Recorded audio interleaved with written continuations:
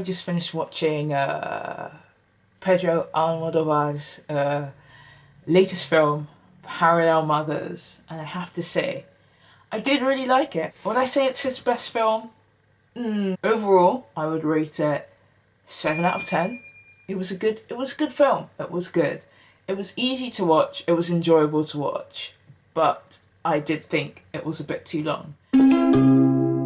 I'm not going to go into too much detail about the specifics about the film because I want you to watch it for yourself. The film is called Parallel Mothers.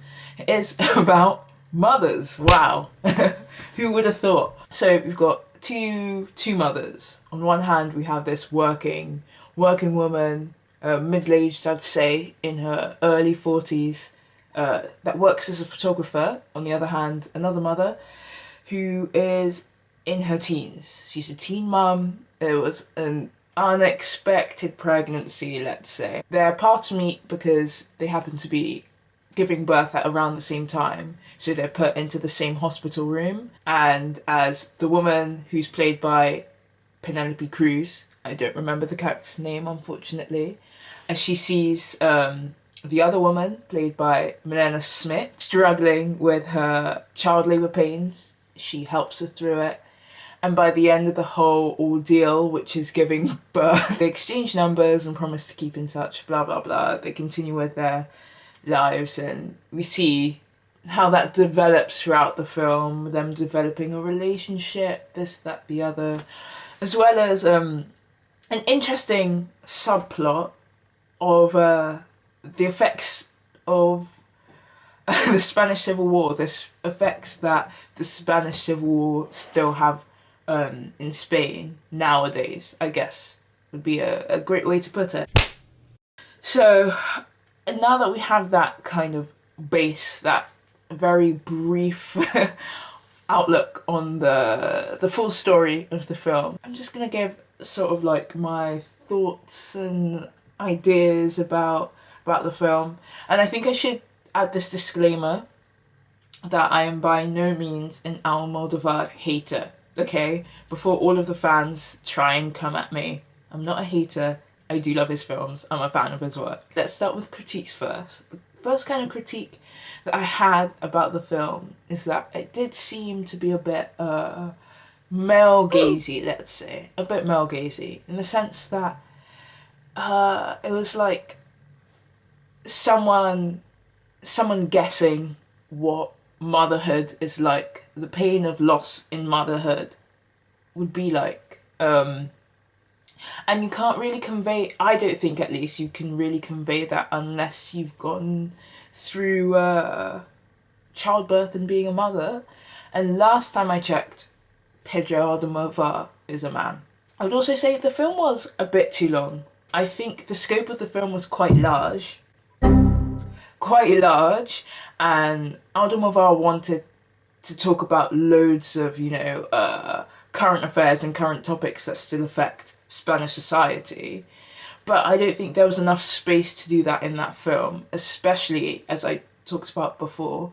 One of the major subplots of the film was that Penelope Cruz's character knew that her great-grandfather had been buried in a site in some rural part of Spain by the phalangists. And I think the thing that was kind of driving the film in the background was this idea that she's going to get funds from this private archaeology firm to be able to excavate the area so they could see a bit more about the history, learn a bit more what happened there. They also had, stories from people in the village to be like, hey, we can back this up, we can verify that this is actually what happened here. And I think that as an idea is incredible, that's incredible. But with the scope of the film, of two mothers that have joined paths and, they're developing the kind of relationship together, there's this key part that I won't tell you because it's such a massive spoiler, and that being another key moment in the film that is driving it, that kind of creates a sort of void between the two mothers. And then you've got this quite weighty topic of of the Spanish Civil War. I think although he wanted to mix those two things, it is a bit difficult to do so, understandably so. The next thing would be to talk about the good aspects of it. Boy am I incredibly ready to talk about this. The set design, 10 out of 10.